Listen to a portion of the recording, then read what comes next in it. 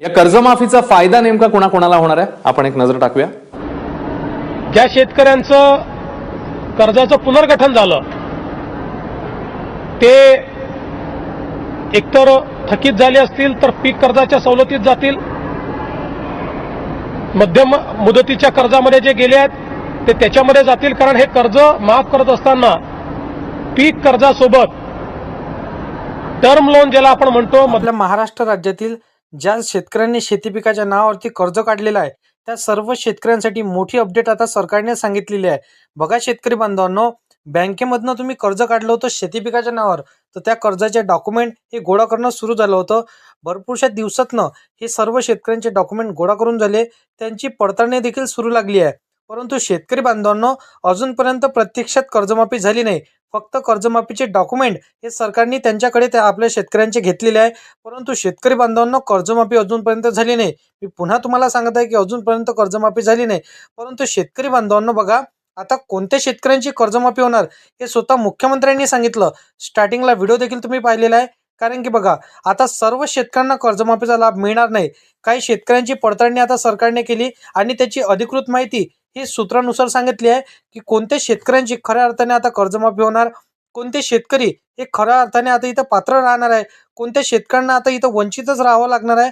ज्या शेतकऱ्यांनी आता सर्व शेतकऱ्यांनी इथं शेती पिकाच्या नावावरती हे कर्ज काढलं होतं त्यांनी आता बघा कर्जमाफीचे डॉक्युमेंट इथं बँकेमध्ये सबमिट केले, सर्व काही डॉक्युमेंट त्यांनी क्लिअर इथं बँकेमध्ये सबमिट केले।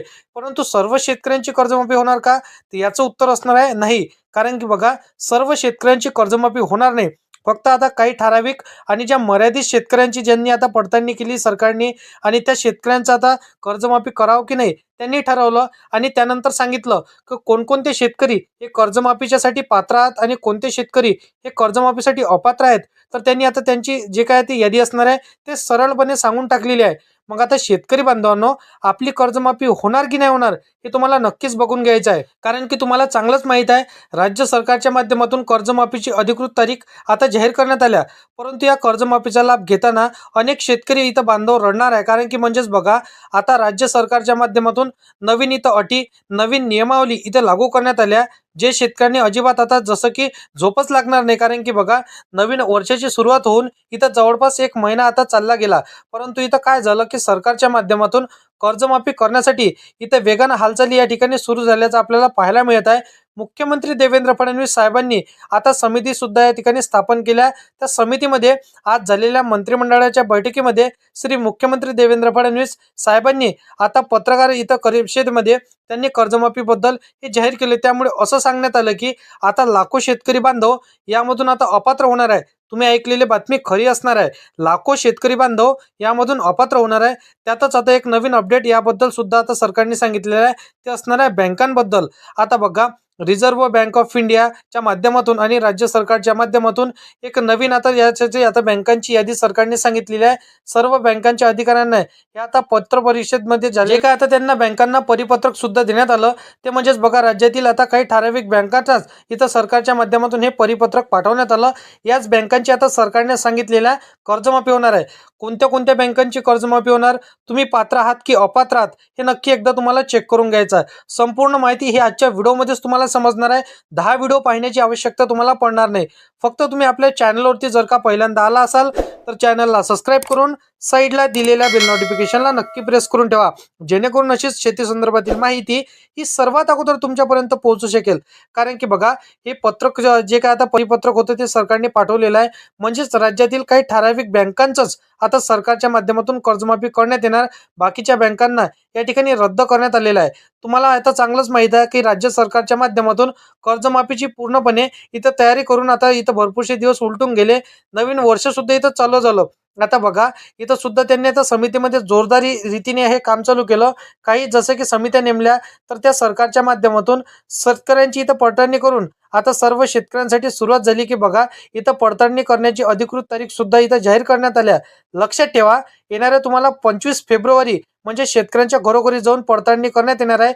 आणि बघा बरोबरच 30 जून 2026च्या आतमध्ये सर्व शेतकरी बांधवांची या ठिकाणी कर्जमाफी झालीच पाहिजे, म्हणजे त्यांच्या डोक्यावरचं टेन्शन हे दूर झालंच पाहिजे असं सरकारने सांगितलेलं आहे। परंतु शेतकरी मित्रांनो, तुम्ही इथं कर्जमाफीसाठी एलिजिबल आहे काय किंवा तुम्ही पात्र आहात का, तुम्ही या पात्रते अटी शर्तींमध्ये नियमावलींमध्ये तुम्ही इथं बसत आहे का, हे नक्की तुम्हाला एकदा चेक करून घ्यायचं आहे. परंतु सरकारने आता या ठिकाणी नवीन वर्षामध्ये लावलेल्या अटी व नियमानुसार या ठिकाणी कर्जमाफी तुमची होणार आहे. परंतु काही अटी व नियम या ठिकाणी सरकारच्या माध्यमातून इतके लावले गेले की या अटी शर्तींमध्ये शेतकरी बांधव आता अनेक इथं रडणार आहे. काल झालेल्या एक नवीन पत्रकार परिषदेमध्ये एक सुद्धा जी आर काढण्यात आला, परिपत्रक सुद्धा सरकारच्या माध्यमातून इथं काढण्यात आलं. आता त्याच्याच माध्यमातून बघा, इथं राज्यातील फक्त 8 बँकांची कर्जमाफी सरकारच्या माध्यमातून केली जाणार आहे. तुम्ही ऐकलेली बातमी खरी आहे. 8च बँकांची सरकार आता कर्जमाफी करणार आहे.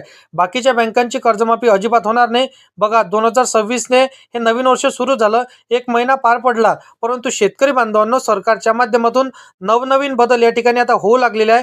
तुम्हाला स्वतःच्या ठिकाणी इतर बँकांमध्ये कर्ज तुम्ही काढलं असेल तर हे स्वतःचं तुम्हाला कर्ज बाकीच्या बँकात इथं भरावं लागणार आहे, असं सरकारच्या माध्यमातून इथं धक्कादायक अपडेट या ठिकाणी समोर आलं. अनेक बँकांचा स्वतःचा IFSC कोड नाही आणि अनेक बँकांचं या ठिकाणी जसं की विलिनीकरण झालं नाही, त्यामुळे राज्यातील 14 बँकांना या ठिकाणी रद्द करण्यात आलं.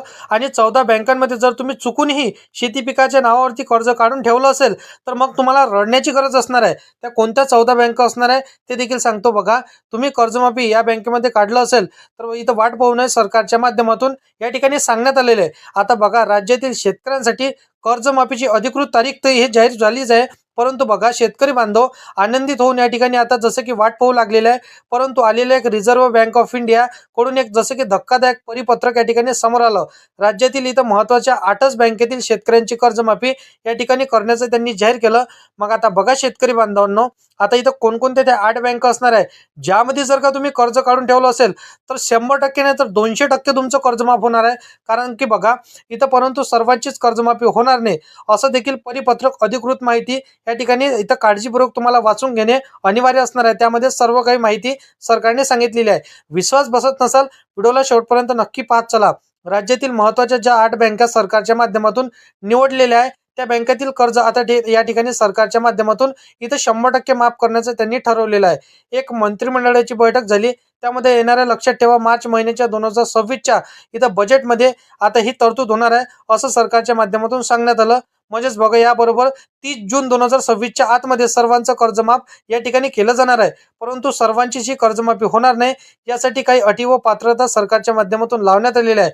तर हे अटी आणि पात्रता तुम्हाला नक्कीच बघायची. सरकारने सांगितलेल्यानुसार आता मुख्यमंत्री देवेंद्र फडणवीस यांनी 8 बँका सांगितलेल्या आहे. म्हणजे बघा, पहिल्या टप्प्यातील आता जे काय त्या बँकांचा प्रकार त्यांनी सांगितलेला आहे, कॉपरेटिव्ह बँक, सोसायटी बँक, यामध्ये जर का तुम्ही कर्ज काढलं असेल, त्यानंतर बघा मी बँकांची आधी सांगतो, कारण की या बँकेमध्ये जर का तुम्ही कर्ज काढून ठेवलं असेल तर 100% तुमचं कर्ज माफ होणार आहे.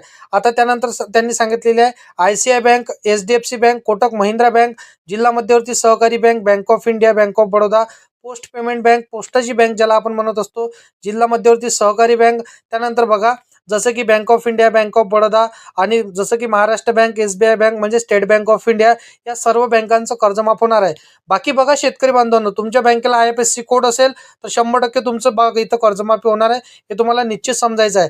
कारण की बघा, सरकारने अटी व नियमावली कोणती इथं जारी केल्या तर हे तुम्हाला नक्की बघायचं आहे. पहिली अट असणार आहे की बघा तुमचं इन्कम इथं किती असणार आहे, म्हणजे तुमच्याकडे पिवळे व केसरी राशन कार्ड असेल तर तुमचं कर्ज माफ होणार. दुसरी अट असणार आहे 10 एकरपेक्षा जसं का तुमच्याकडे कमी शेतजमीन असेल तरी तुमचं कर्ज माफ होणार. तिसरी अट असणार आहे तुमचं वार्षिक उत्पन्न किती आहे त्याच्यानुसार हे ठरवलं जाणार आहे, तर त्यानुसार तुमची कर्जमाफी होणार. त्या व्यतिरिक्त बघा, तुम्ही फार्मर ID काढली की नाही काढली, जर काढली असेल आणि तुम्ही बँकेमध्ये सबमिट केलं असेल तर त्यावरच तुमची कर्जमाफी होणार आहे, हे देखील सरकारने सांगितलेलं आहे. त्याही व्यतिरिक्त बघा, तुम्ही जर का आता दरवर्षी कर्ज उचलत असाल, भरत असाल आणि सरकारला माहिती पडत असेल की तुम्ही कर्ज उचलता भरता, तर याच्यानुसार तुमची मी तर माहिती भरून आणि तुमचं जसं की पॅन कार्डच्या माध्यमातून सर्व काही तुमची माहिती गोळा करून तुमची कर्जमाफी होणार. या कर्जमाफीच्या नियमा आणि अटी शर्तींमध्ये जर का तुम्ही बसत असाल तर 100% तुमची जसं की 30 जून 2026च्या आतमध्येच तुमची कर्जमाफी होणार. बाकी अशा पद्धतीची माहिती आहे. शेती संदर्भातील हर एक योजनांची माहिती सर्वात अगोदर जर का तुम्हाला पाहिजे असेल तर या चॅनलला सबस्क्राईब करून साईडला दिलेल्या बेल नोटिफिकेशनला नक्की प्रेस करून ठेवा. तर मित्रांनो, चला भेटूया नेक्स्ट व्हिडिओमध्ये.